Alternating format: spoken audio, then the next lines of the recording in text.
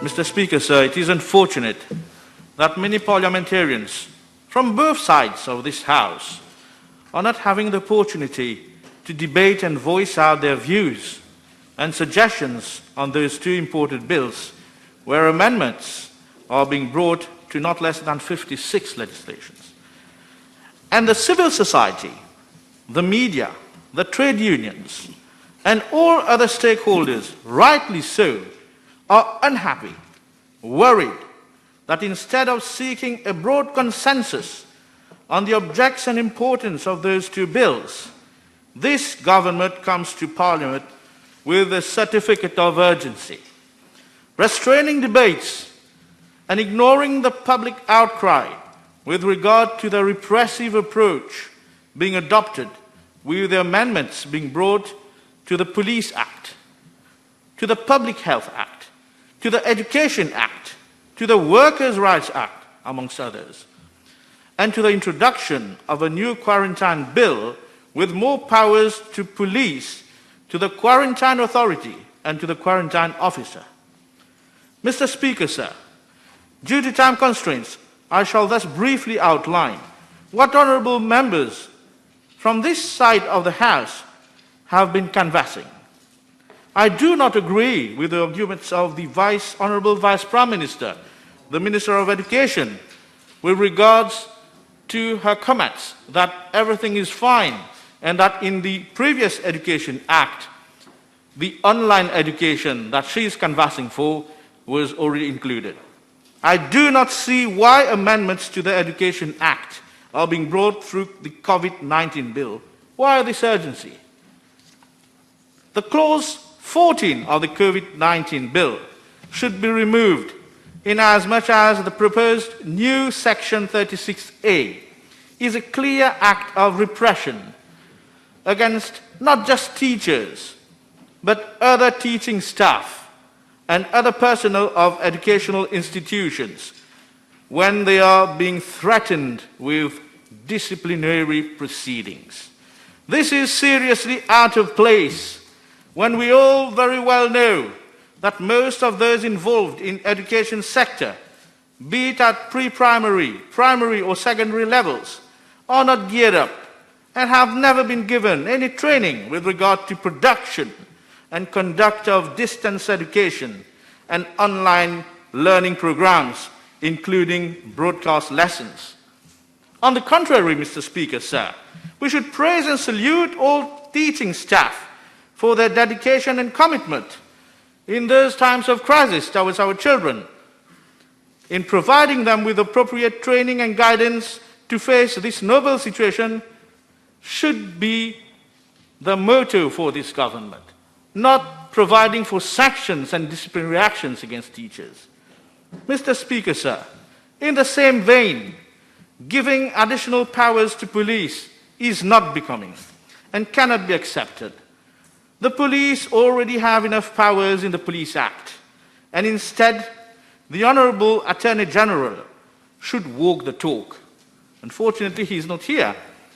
But since the year 2018, in a press conference, when he was commenting on the case of David Gaiki, unfortunately, Gaiki is no more when we are talking today, he has announced that he will be bringing to this House the Police and Criminal Justice Bill, and that bill should contain, amongst others, a code of conduct for the police.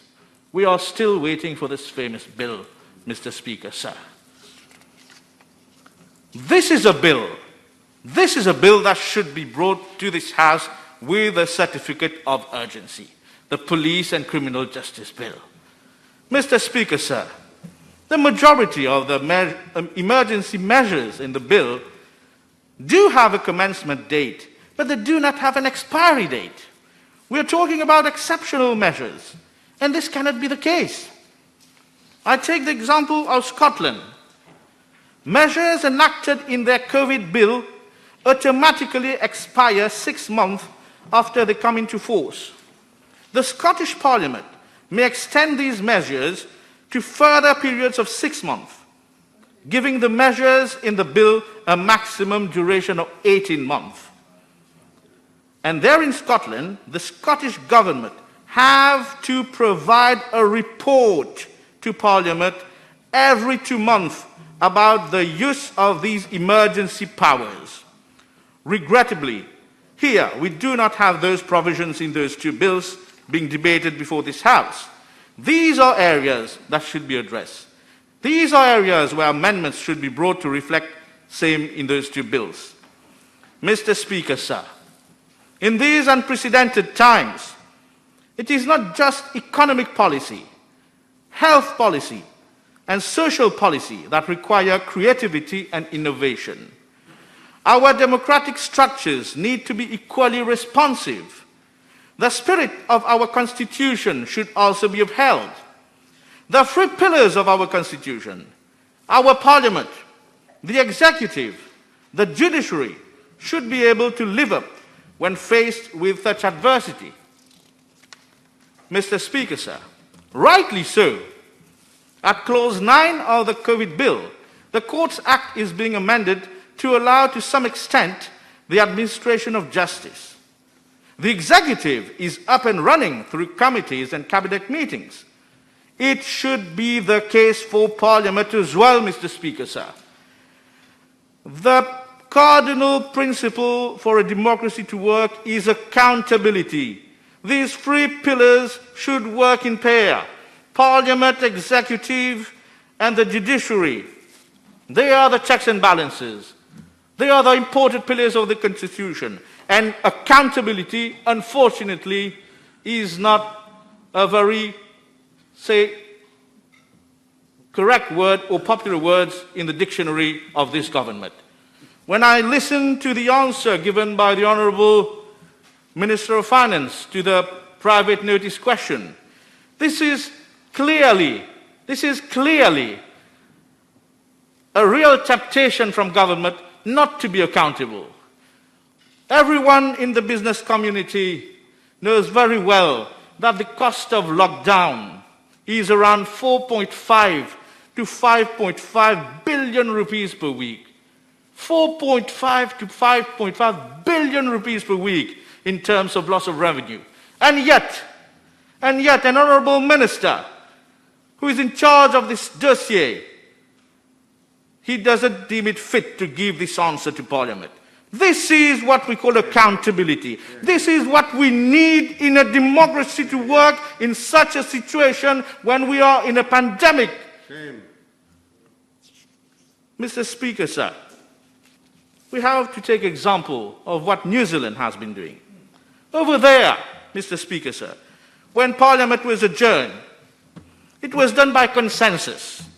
And it was by consensus that they established an epidemic response committee.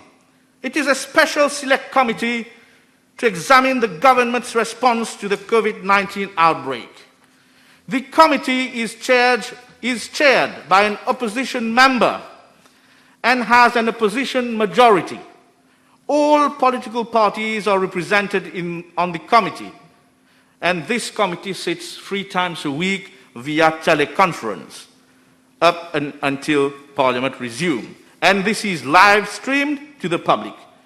And there, the government of New Zealand agreed that the unprecedented emergency means that there will be mistakes and that the committee can help to fix and make proposal.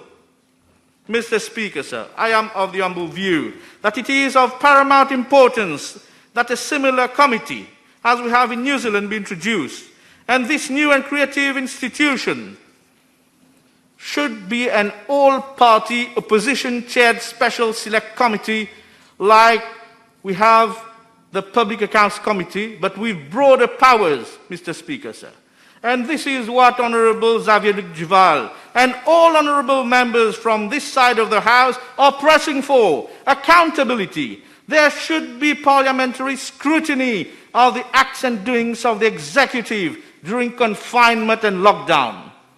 Mr. Speaker, sir, accountability is more important than ever as this government exercises broad new powers with the proposed amendments to be brought to the Bank of Mauritius Act, to the Finance and Audit Act, to the Public Debt Management Act, amongst others.